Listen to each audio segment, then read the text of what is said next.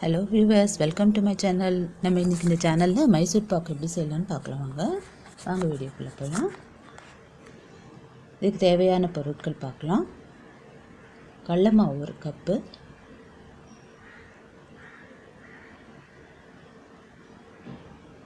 சர்க்கரை 1 கப், நெய் 1.5 கப் எடுத்துக்கணும். நான் 1 கப் நெய் 1/2 கப் எண்ணெய் எடுத்துருக்கேன். உங்களுக்கு நெய்யே வேணாலும் நெய்யே எடுத்துக்கலாம். வாங்க இது எப்படி செய்யலாம்னு பார்க்கலாம். ஒரு தட்டில் நெய் கிரீஸ் பண்ணி வச்சுக்கணும். ஒரு வாணலியில் இந்த கடலை மாவு சேர்த்து நல்லா பச்சை வாசனை போக வறுத்து விட்டுக்கணும். ஒரு பவுலில் ட்ரான்ஸ்ஃபர் பண்ணிக்கணும்.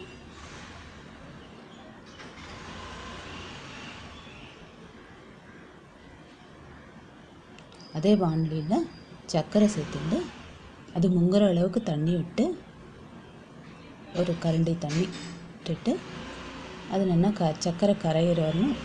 நம்ம அதுக்குள்ளே இந்த கடலை மாவை கரைச்சிட்டு வந்துக்கலாம். பவுலில் கடலை மாவு சேர்த்துருக்கோம்ல, அதில் நெய் சேர்த்துட்டு 1 கப் நெய்யில் சேர்த்துட்டு நல்லா கட்டி இல்லாமல் கரைச்சி விட்டுக்கணும்.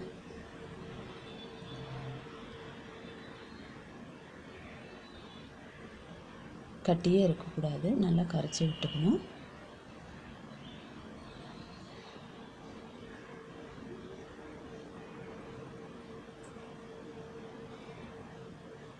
வாணலியில் இந்த சர்க்கரை நல்லா கரைஞ்சி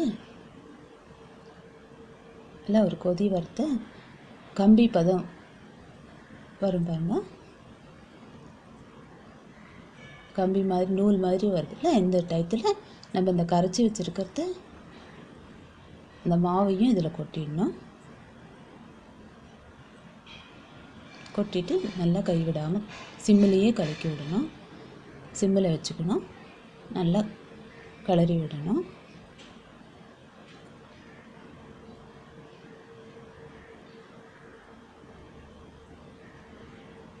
கைவிடாமல் கிளறி விட்டுட்டே இருக்கணும்.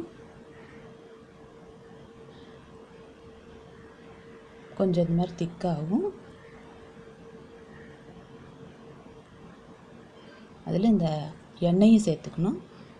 1/2 கப் எண்ணெய் வச்சுருந்தேன்ல, அதை சேர்த்துட்டு அதையும் நல்லா போட்டு நல்லா கிளறி விட்டுடணும்.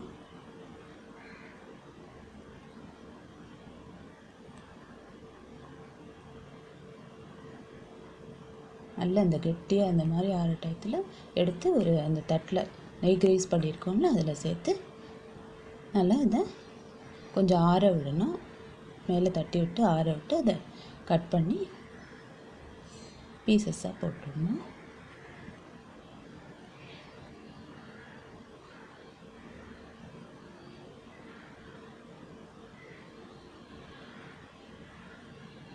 அவ்வளோதாங்க, உங்களுக்கு சுவையான மைசூர் பாக்கு ரெடி.